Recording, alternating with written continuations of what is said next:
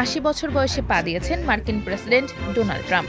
যে বয়সে সাধারণ মানুষ অবসরে যান, সেখানে ট্রাম্প ঘণ্টার পর ঘণ্টা দাঁড়িয়ে ভাষণ দিচ্ছেন, করছেন আইনি লড়াই, আবার যুদ্ধ বাঁধিয়ে দিচ্ছেন। মানে সবই করছেন সমান তালে। অবাক করা বিষয় হলো, এত বয়স হলেও ডোনাল্ড ট্রাম্প কখনো ব্যায়াম করেননি। সালাদ বা হেলদি ডায়েট এগুলোর ধারের কাছেও নেই তিনি। কিন্তু ফাস্টফুড আর ডায়েট কুক যার নিত্যসঙ্গী, সেই ট্রাম্প ৮০ বছর বয়সেও এত সক্রিয় কিভাবে?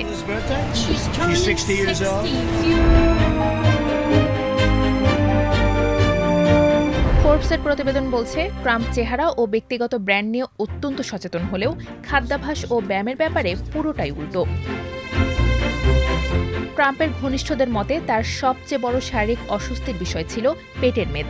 তবে তিনি এমনভাবে খেতেন এবং ব্যায়াম এড়িয়ে চলতেন যেন গত কয়েক দশকের স্বাস্থ্য সচেতনতার প্রচারণাগুলো তার কাছে পৌঁছায়নি।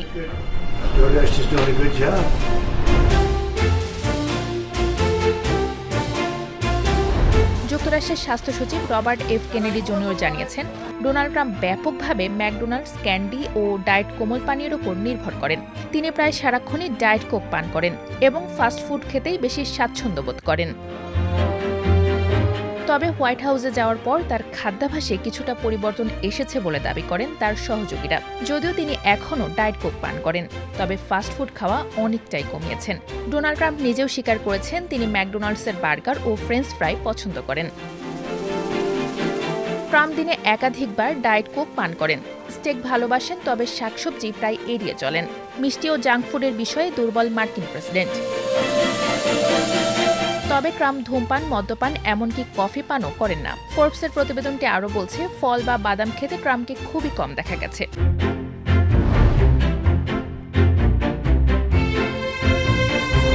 ট্রাম্প ঘুমানো অনেক কম, দৈনিক ৪ ঘন্টার মতো। এমনকি ব্যায়ামের ব্যাপারেও আগ্রহী না তিনি। ট্রাম্প দীর্ঘদিন বিশ্বাস করতেন যে মানুষের শরীর একটি ব্যাটারির মতো।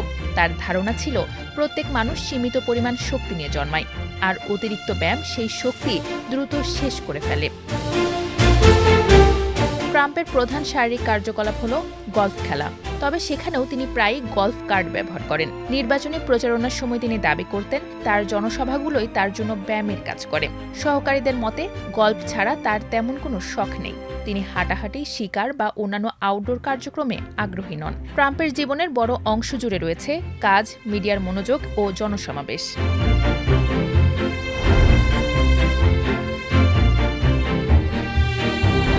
কিন্তু প্রশ্ন হলো, এত সব অস্বাস্থ্যকর অভ্যাস সত্ত্বেও ট্রাম্প কিভাবে সুস্থ আছেন? গত এপ্রিলে বার্ষিক শারীরিক পরীক্ষার সময় তার চিকিৎসক তাকে চমৎকার স্বাস্থ্যের অধিকারী বলে ঘোষণা করেন। ট্রাম্পের জীবনীকার মাইকেল ডি অ্যান্টনিওর মতে, ট্রাম্প বংশগত বা জিনগত বৈশিষ্ট্যের উপর গভীরভাবে বিশ্বাস করেন। ট্রাম্প বিশ্বাস করেন তিনি জিনগতভাবে বিশেষ সুবিধাপ্রাপ্ত। তার ধারণা অন্যরা যা করতে পারে না, তিনি তা করতে পারেন, কারণ তার শরীর আলাদা। তবে তার ওজন, হৃদরোগের পারিবারিক ইতিহাস এবং বয়সজনিত কিছু শারীরিক লক্ষণ নিয়ে দীর্ঘদিন ধরেই আলোচনা চলছে।